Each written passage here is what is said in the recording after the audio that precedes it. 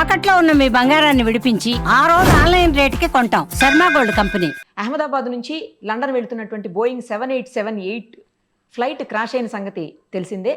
అయితే అందులో 241 మంది పాసింజర్స్ ప్లస్ 12 మంది క్రూ సిబ్బంది, వాళ్ళతో పాటు కింద అంటే ఫ్లైట్ పడినప్పుడు చనిపోయినటువంటి 24 మంది, దాదాపు ఇంతమంది చనిపోయినటువంటి పరిస్థితి.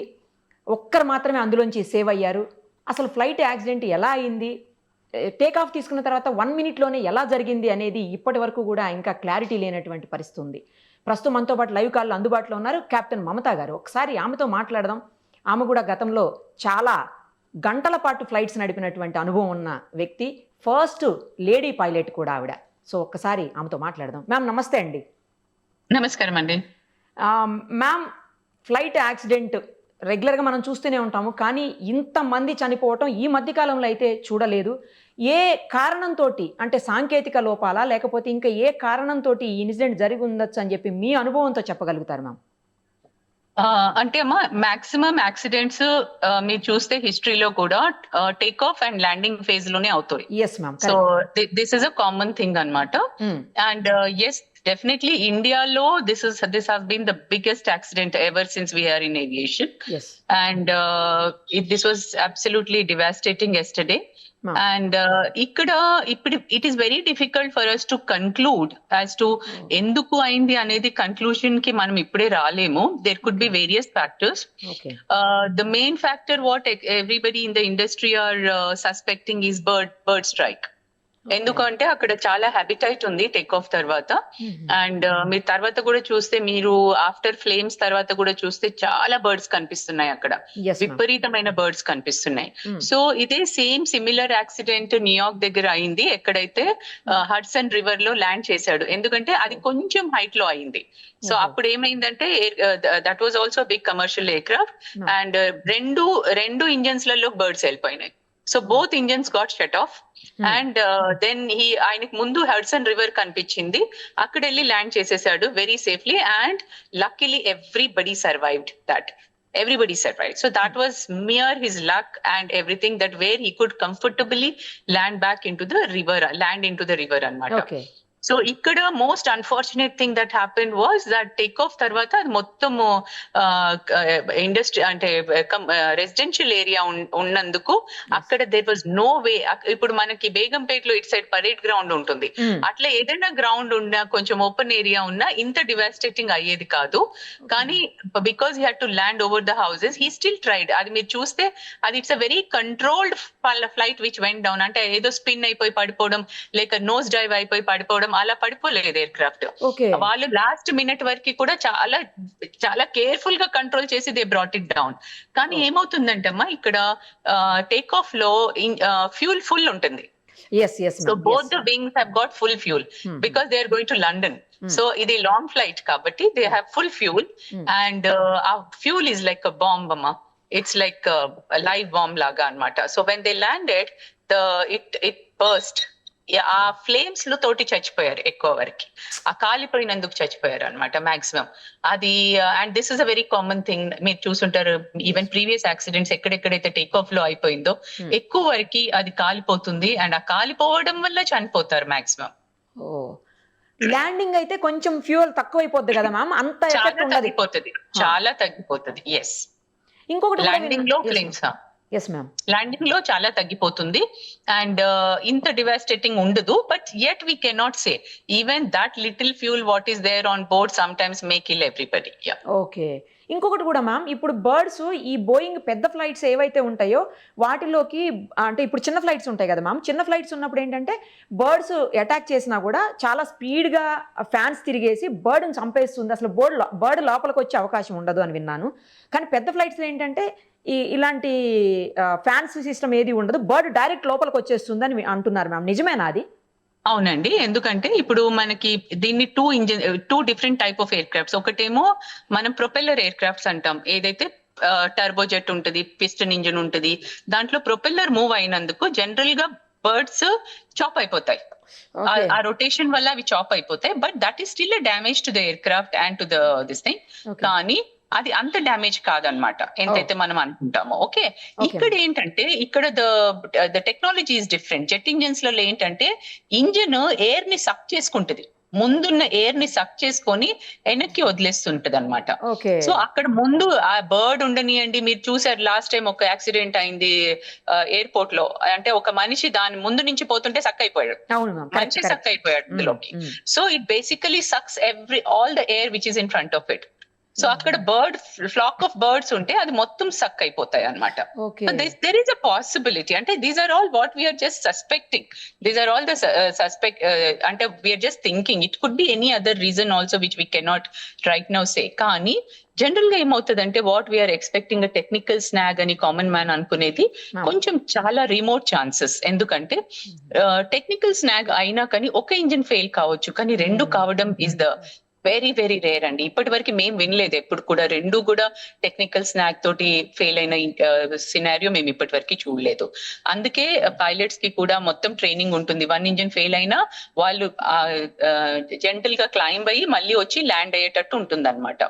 So they are all trained for a single engine failure, దానికి అంతా ట్రైనింగ్ ఉంటుంది. కానీ ఇక్కడ very very unfortunate that both engines gave up. So the only thing we can correlate back is that Hudson River ఏదైతే అయిందో New York లో. Actually 8,200 hours పాటు వాళ్ళు ఫ్లైట్స్ నడిపిన అనుభవం ఉన్న చాలా మంచి పైలట్స్ అని అంటున్నారు మ్యామ్ అసలు. అవునండి, they are very well experienced captain and he was rated as one of the good captain in Air India. So I strongly feel it may not be a pilot error, and but at the same time we still have to see, and we have to wait and see what exactly the investigation is going to come out. Ma'am ఇంకొకటి కూడా వినిపిస్తోంది ఏంటంటే Boeing తర్వాత air bus అనే two types of flights ఉంటాయి. Boeing అన్ని కూడానేమో US లో తయారవుతాయి, తర్వాత ఎయిర్ బస్లు అన్ని కూడా జర్మన్ టెక్నాలజీతో తయారవుతాయి, అంటే జర్మన్లో తయారవుతాయి. సో జర్మనీ టెక్నాలజీతో తయారైనటువంటి ఆ ఫ్లైట్స్ అన్ని కూడా చాలా స్ట్రాంగ్ ఉంటాయి. ఈ బోయింగ్ విమానాలు మాత్రం ఈ మధ్య కాలంలో చాలా ఎక్కువగా యాక్సిడెంట్స్ అవుతున్నాయి అని చెప్పండి. I'm sorry, no, this is a myth andi, this is a myth. Boeing is an equally good aircraft like Airbus. Atla manaku in fact Dreamliner is one of the best aircraft andi. Ippudu edaithe 787 crash aindo, this is the best aircraft today in the air. And any countries lo fly avutundi idi. All long range flights are carried on 787s only. And this is one of the best aircraft. Actually aircraft also is not an old aircraft. Even old aircraft unna eppudu kuda common man em anukuntadante old aircraft unte adi padipoyindi, old ainanduku padipoyindi atla undadandi. aircraft ela untundante దానికి ఒక particular number of hours are number of landings అని దాని life ఉంటుంది అనమాట. It is not number of years. So for example ఇప్పుడు ఒక air craft కి letters సే ఒక చిన్న ఎయిర్ క్రాఫ్ట్ కి 30,000 అవర్స్ ఉంది అనుకుందాం, దాని లైఫ్ 30,000 అనుకుందాం. సో అది ఎవ్రీ ఇయర్ ఒక 1,000 అవర్స్ ఫ్లై అయితే అది ఒక 30 years లో మనం గ్రౌండ్ చేసేస్తాం. అది ఫ్లై కాకపోతే అది సపోజ్ ఎవరైనా లెస్ ఫ్లయింగ్ ఎయిర్ క్రాఫ్ట్ ఉంటుంది, they may be flying only just 100-200 hours in a year. So that can fly up to 40 years, 50 years, there is no problem. So aircraft ki life years wise eppudu undadu. Aircraft life is always depending on the number of hours or number of landings. Kabatti we assume that aircraft probably was, I don't think there was any issue with the aircraft, but unless the investigations come out, black box lo chala readings untayi, chala villaki data dorukutundi, vallu em maatlaadaru last minute lo pilots, adantha manaki black box lone telustundi annamata. Actually ఇది కూడా 12 years age అని చెప్తున్నారు ma'am flight కి. Which is very young, very young. Very young. So that age is not a problem at all. Ma'am actually black box అంటారు, ATC అంటారు, తర్వాత May Day call ఏదో ఇచ్చారు, 1 minute ముందే మేడే కాల్ ఇచ్చారు అన్నారు. అసలు మేడే కాల్ అంటే ఏంటి ma'am? Madam, mayday call ante it's a distress call. That it means that there is an imminent threat to the aircraft or to the passengers on board. Either of it. So it's a mayday. Ante okavela pilot unconscious అయిపోతే, captain unconscious అయిపోతే కూడా co-pilot mayday call ఇచ్చేస్తాడు, because that is a threat now to the aircraft. Or మనకి ఏదైనా fire aircraft మీద ఏదైనా fire అయినా అంటే now we have to put the aircraft down immediately అనమాట, as early as possible. That is called the mayday call. అలాగే ఒక వేరే కాల్ ఉంటుంది పాన్ అని. PAN అంటే it is a it's a urgency call, but not a distress. అంటే there is no danger to the aircraft, but it could be some medical emergency ఉండొచ్చు, ఏదైనా ఏదైనా passenger కి హార్ట్ అటాక్ రావచ్చు, అట్లాంటి ఏమైనా కాల్స్ ఉంటే we give them a PAN call అన్నమాట. అంటే there is an urgency, but it's not a distress. Okay okay అంటే Yeah, so there are call two బట్టి different మీకు calls. అర్థమైపోతుంటుంది అది ఏం కాల్ అనేది. Yeah, so there are two different calls అన్నమాట, distress and an urgency call. Okay So Mayday is a distress call. Ma'am ATC అంటే ఏంటి, అలాగే బ్లాక్ బాక్స్ అంటే ఏంటి, ఏముంటది అందులో? ఏటీసీ అంటే ఎయిర్ ట్రాఫిక్ కంట్రోల్ అమ్మా. మ్మ్. ఎయిర్ ట్రాఫిక్ కంట్రోల్ లో బేసికల్ గా ఏమవుతుందంటే వాళ్ళు కంట్రోల్ చేస్తున్నారు కదా, ఇప్పుడు ఈయన టేక్ ఆఫ్ క్లియరెన్స్ ఇచ్చారు, టేక్ ఆఫ్ క్లియరెన్స్ ఇచ్చిన తర్వాత టేక్ ఆఫ్ అయ్యాడు, ఎస్ టేక్ ఆఫ్ కాగానే he gave a May Day call. That means there was some problem with him immediately after takeoff. It was within 30 seconds. Within 30 seconds, he was coming down. So the ATC is always in touch with the pilot. So మాకు ఏ emergency ఉన్నా ఏది ఉన్నా we immediately inform them on the ATC. ఆ ATC అనేది ఎలా ఉంటుందంటే అమ్మా, ఇది ఒక ఫ్రీక్వెన్సీ మీద మేము మాట్లాడుతున్నాం. సో మేము ఇప్పుడు ఆ ఫ్రీక్వెన్సీ మీద మేము మేడే కాల్ ఇస్తే అన్ని ఎయిర్ క్రాఫ్ట్స్ ఏవైతే ఆ ఫ్రీక్వెన్సీ మీద ఉన్నాయో అందరూ వింటారు. Okay So that aircraft which is in distress will get a priority. So మిగతా ఎయిర్ క్రాఫ్ట్స్ ని దూరం పంపించేస్తారు వెంటనే. See, ఇక్కడ ఆ టైం లేదు, ఇక్కడ it happened, everything happened in 30 seconds కాబట్టి ఆ టైం లేదు. కానీ ఫర్ ఎగ్జాంపుల్ ఇప్పుడు ఒక few months back, I can say somewhere last ఒక 6-7 months బ్యాక్ బేగంపేటలో ఒక ఎయిర్ ఫోర్స్ ప్లేన్ అన్నమాట, వాళ్ళు టేక్ ఆఫ్ అయిన తర్వాత వాళ్ళ హైడ్రాలిక్ సిస్టమ్ ఫెయిలియర్ అయిపోయింది, total hydraulic system failure. Okay and they had lot of fuel on board. Air crafts కూడా ఎలా ఉంటాయంటే, ఇప్పుడు మనం టేక్ ఆఫ్ వెయిట్ వేరే ఉంటుంది, ల్యాండింగ్ వెయిట్ వేరే ఉంటుంది. అంటే suppose my take off weight is X tons అనుకుందాం. Now X minus something will be my landing weight. అంటే ఇప్పుడు నేను ఒక 2-3 tons ఫ్యూల్ బర్న్ చేసిన తర్వాతనే నేను ల్యాండ్ అవ్వగలుగుతాను.